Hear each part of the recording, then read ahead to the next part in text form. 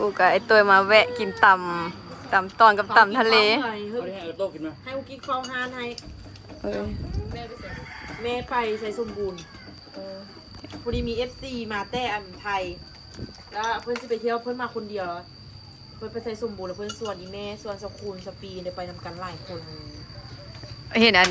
แม่กุ๊กกิ๊กเอาลงอยู่ว่าโอ้คุณไปอันเขตคุณนะไปเลาะใส่สมบูรณ์คุณนะมีจ้าว้าวจับปูดำขยำปูนาแม่ที่ไม้มอแล้วทุกคนหมด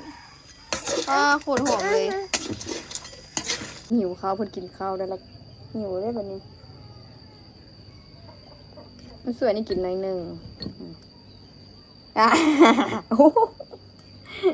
ต้มข้าวใส่บุก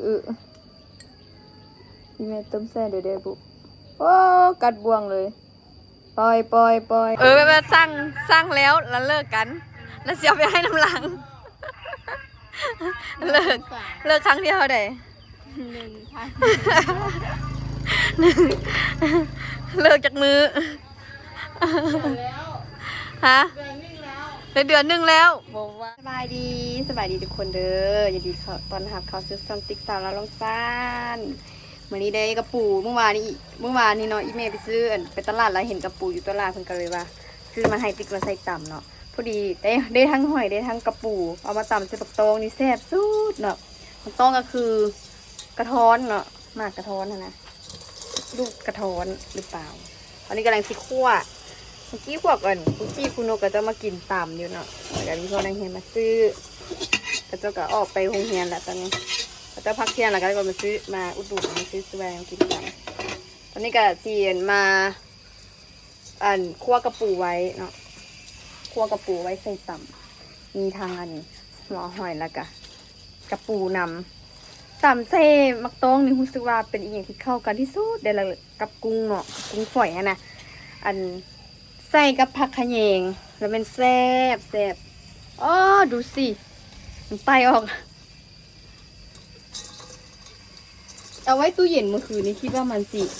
ตุยแล้วแต่ว่ายังดีนอยู่เนาะยังดีนเดียวอยู่เลยคิดว่ามันนั่นแหละเด่นคิดว่ามันนอกละคิดว่ามันนอกเย็นละจริงๆมันยังไงมันโบตุยง่ายๆเนาะย้อนคั่วกระปูก่อนตอนนี้อากาศก็เป็นฟ้าบุดเนาะฝนบุตกฟ้าแดดน้อยนึงอันนี้หากับฟ้าบุดแดดหลายวันนี้นะอีเมก็พาตัวน้องสมฤทธิ์ไปซักยาเนาะไปซักยาว่าน้องเป็นไข้เป็นคอแดงอะนะเป็นเจ็บคอสมองแบบน้ำลายเฮ้ยอยู่กินนมกับบ่ได้กินอย่างก็ห้ากออกมานะเป็นกวดเบิ่งอยู่คลินิกว่าเป็นไข้คอแดงเป็นคอแดงแล้วตอนนี้คือหมอใส่ยาให้แล้วก็ตอนแรกยังได้ไปใส่ยาอีกตอนนี้มันนอนแล้วเมื่อคืนนี้บุมีไผได้นอนเลยมีไผได้นอนจักคนเพราะว่าน้องให้เบิดคืนเลยนะเช้านิดนึงก็ให้เช้านิดนึงก็ให้นอนก็นอนแบบโปรติมอิ่มโปรติมตานะบัดนี้ใส่ยาแล้วก็พากันนอนทั้งละทางงานในตู้ทางหลานเพิ่นอีพ่อแล้วมันเป็นเบิ่งหัวอยู่น้ำเลิกพุ่นอีพ่อก็บ่ได้เป็นหลายมือละเดี๋ยวคั่วกระปูก่อนทุกคนคั่วแล้วก็จะโพสต์ลงโซเชียลเนาะเพื่อให้คนเห็นหลายขึ้นนี่สมฤทธิ์ตื่นแล้วจ้านี่ตัวนี้ใส่ไปใส่ยามาตอนแรงได้ไปใส่อีกในนี้ก็เจ้าก็เลยเห็นมีให้นะเพราะว่าจึงบ่ได้เจาะหลายเทื่อเด็กน้อยนี่ยังเจาะยากเลยเนาะได้ใส่แบบนี้ไว้เลยแต่ว่าไข้นี่ลดลงละยังน่าจะยังเจ็บคอเพราะว่าน้ำลายเฮ้ยตลอดดูตั้งก่อนไปลอยดูแก้มน้องไปลอยมัมเนี่ยมัมอีวันนี้มัมอีบอเอามัมโอ้ยยังกินอีกโอ้คอนี่โอ้นี่มัมเน่บอกมัมนี่โอ้คอนี่โอ้นี่เด้มัมบอกเอามัม มาเนี่ยเอามามัมนี่วะโอ้มัมนี่เอา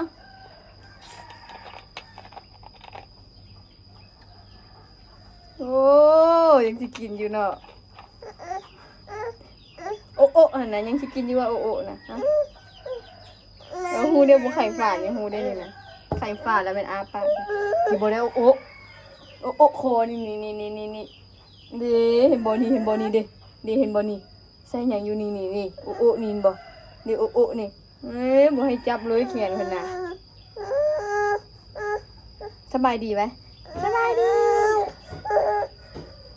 นี่โอ้นี่มัมยังชิมัมอยู่บ้างไหมเห็นไหมเป็นอันนี้ยังชิมัมอยู่นี่จ้าว้าวจับปูดำขยำปูนาแม่ชิไม้มอแล้วทุกคนหมดป้าโคตรหอมเลยเมื่อกี้เบิ้งทัวยังมีน้ำหลายๆไข่บันนี้อันชิไม้มอละเอาตึงเย็นอยู่คนหอมเลยได้น้อยนึงอันนี้เมซื้อมานี่20,000ได้นี่นะปูนาอันใดโอเคมา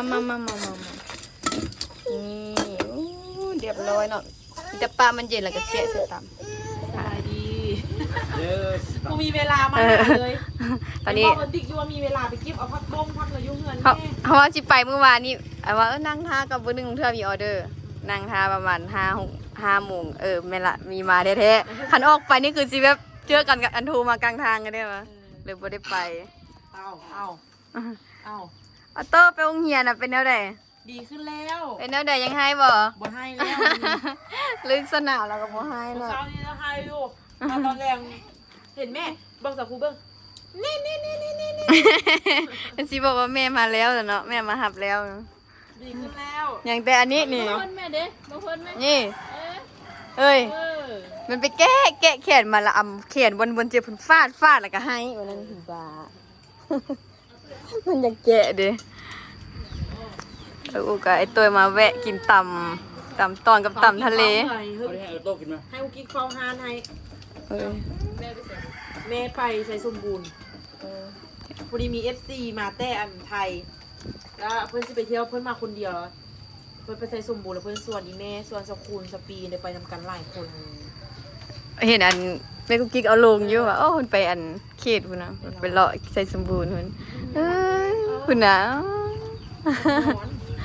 อยากนอนโอ้หลับตาอีกกันนะมียังไม่อยากนอนต่อก็ใช่ได้นอนเลยแต่ว่าก็ไอ้กินเขากินไอ้กัดสิไปเรียนยูโรนแหละคุณนะไอ้กินเขายังไงไปเรียนยูโรนต้องเฮ็ดได้มีไส้บนนะหลับตากินนี่แซ่บบ่ออโต้แซ่บบ่แซ่บลูกกับเป็นแซ่บอารมณ์พอดีแล้วค่ะก็เริ่มเฮียนมาอยากนอนเด้กอไก่ได้แล้วบ่กอไก่กินข้าวเก่งขึ้นเลยกอไก่เห็นได้อย่างเด้ขอไข่อีกขอไข่2 1 2 3 6 8 10เก่งแท้สี่จักไปทางนึงนับเลขได้อีกอีโอ้ยเห็นอย่างนั้นนะทั้งอยากนอนทั้งอยากกินอันนั้นเดชนะอันไทเกอร์เดี๋ยวเราบางสูตรได้ละได้บางอย่างบางอย่างบาง2บาง10บ่ได้บาง2ลองเล่าเบิ่งแล้วบาง2เบิ่งบางสูตรบาง2กำลังกินอร่อยนะขึ้นตีเดี๋ยวสัตว์ส่งกับบ่ได้ซับแต่ว่ามันว่า2 1 2แล้วต่อขึ้นว่ะแต่ว่าได้เนาะแต่ว่าได้มันบ่อร่อยยังกินอร่อยอยู่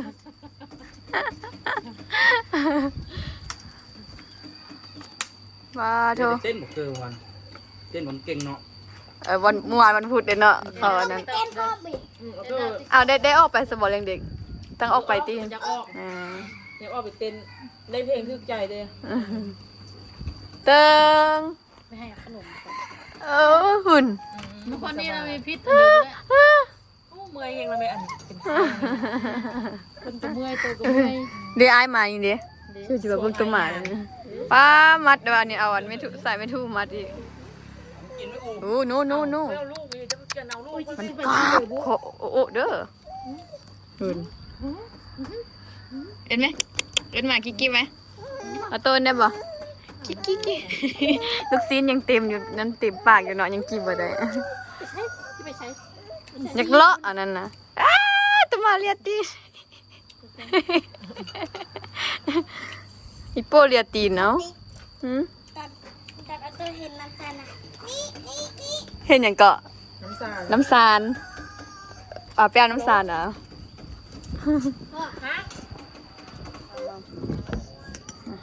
ป้อนข้าวเติ้งเย็นเด้อเพิ่นหิวข้าวเพิ่นกินข้าวได้ละหิวได้บัดนี้มันสวยนี่กินหน่อยหนึงโอ้ต้มข้าวใส่บักอึพี่แม่ต้มแซ่เด้อบุโอ้กัดบ่วงเลยปล่อยเคี้ยวลืมเดียวกับกัดเนาะบ่วงอ่ะป้อนจนบ่ทันมีไข่เด้อติมีไข่บักอึมันฝรั่งซีน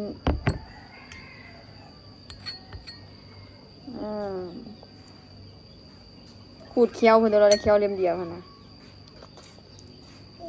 เอาไว้ไปซักยาอีกแล้วแม่ เกี่ยมที่ไปนั่นเลย เตรียมไปอีกนี่ไม้มันเห็นมันอันแล้วบัดนี้เอ้าเก็บนี่เพิ่นน่ะ เว้ยไม่ช่วยไม่เจ็บตัวมันเทศไหม เห็นอันอีเมลแล้วเป็นหายไปหาอีเมลแล้วบัดนี้ไก่ชี้ออกไปซักยาตึมเบื้องนั้นหันแล้วเป็นอันเบื้องนั้นหันแล้วมันบ่ได้เลยแบบนั้นเช่ไม่กินข้าวเบิดกระบอกก่อนกระบอกนั่นยังอีกน้อยเดียวนี่ก็มันกินได้นี่นี่อีกน้อยเดียว ไอ้นี่ประตู มาอีกอ่ะ อันหึงมัดซะเนาะโอ้อ้ำเราไปได้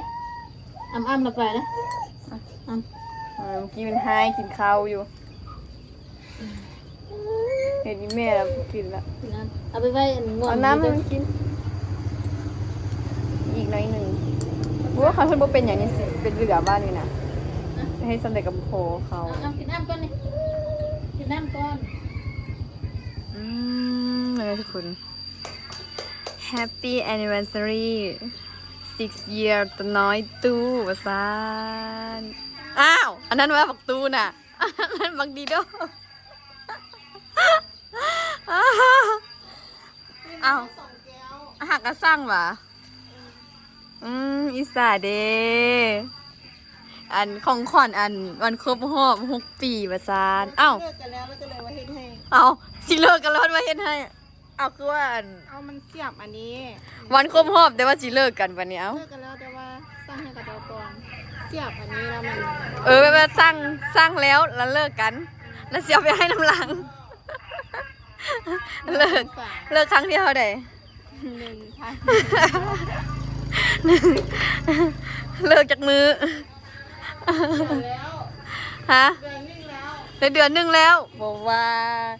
เสียแล้วมันเป็นไฟติ้นหินตาน้อยนั่นบ่งามเนาะเฮาเดินนี่ก็บ่แพงเนาะสวยเว้ย 98 เอ็ดหูปตัวเอง เอาไปตั้งไว้หัวบันนอนที่นี่โอ้ดูไหมทุกคนตั้งอย่างสิละกันเสียบไฟเนาะมันที่เป็นอัน มีแสงขึ้นมา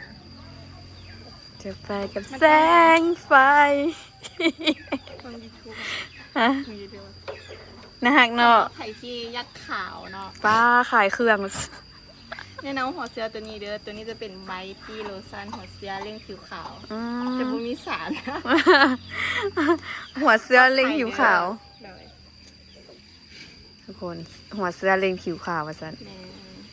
ป้าอันยู่ลำตัวรูสั้นตัวสั่งตัวนั้นตัวเป็นหัวเสื้อมันสั่งได้จังได้นี่ สร้างได้ที่ช่องทางนี่ยาวเฟซอยู่นะ แล้วสมมุติว่าอัน กันเจ้าสร้างแล้วสิฝากไปไหนอู้แจกอีกว่ะแจก Facebook อันวันนี้นะสาวตาน้อยเด้อ สนใจติดต่อมาได้เฟซนี้เลยเด้อโสดเด้อ ป้าสูตรเด้อหากันเลิกกับแฟน แม่ เอาสมมุติกับเจ้าอันอยู่อันต่างประเทศสร้างสีอันฝากนั่นเดี๋ยวกับนี้ฝากได้ปะ ได้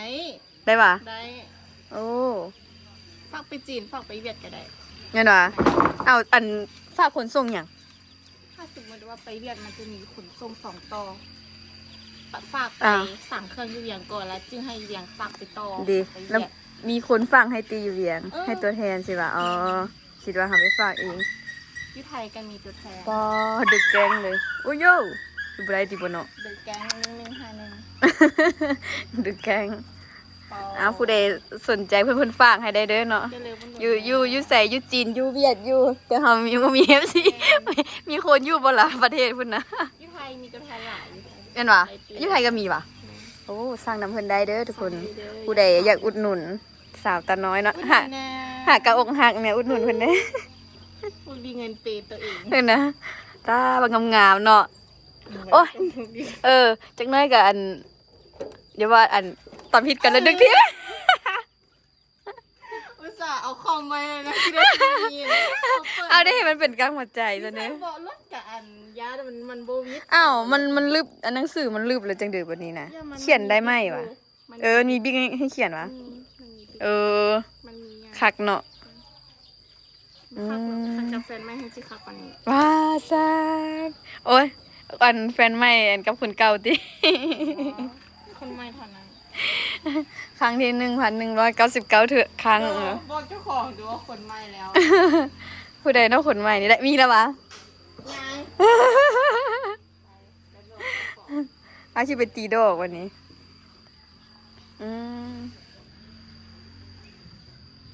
รักหมาวะซัน รักหมาแต่ไม่ได้รักคนใจหมานะ ป้าอันเฮิร์นแหงกันบ่นี้เฮิร์นแหงฝังใจแหง อุ้ยมีเห็บตัวบอกยังไง อุ้ยเห็บหมา มันบุกการไว้สิเอาออกทำไม บุกการ์ด ยานมันนะ 549แม่ถือแต่3เสียน ถึกอีกวะ 5,000 บางทีเอาไว้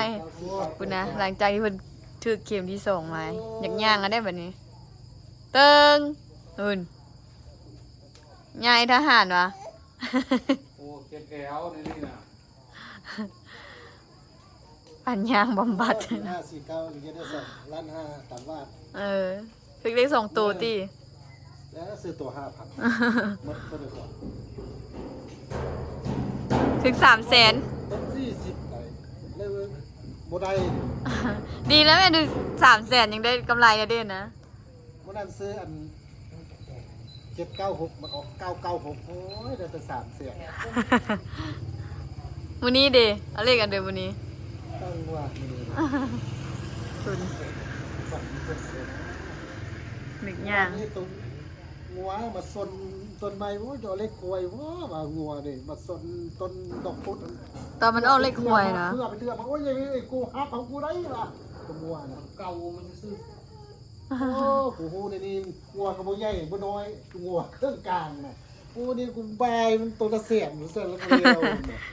ถึกตัว 5,000นะ อยู่3แสนนึง โอ้โอ้โอ้ ใจบุกาโอ้เจ็บแอวได้นิดเอ้ย